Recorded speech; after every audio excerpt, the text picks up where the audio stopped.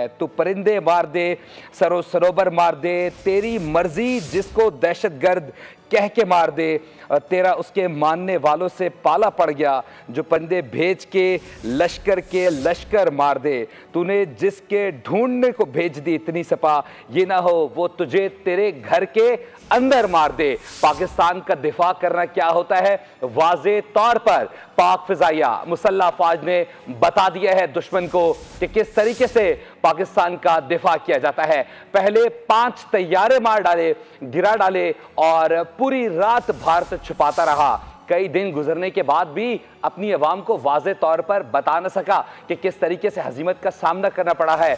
और brigade headquarter में जिस तरीके से भारत के जो अहलकार थे उन्हें निस्तो नाबूद किया, जहन्नुम वासिल किया, यह सिलसिला आज भी जारी और सारी रहेगा। सब्सक्राइब करें और बेल दबाएं ताकि कोई खबर रह न जाए।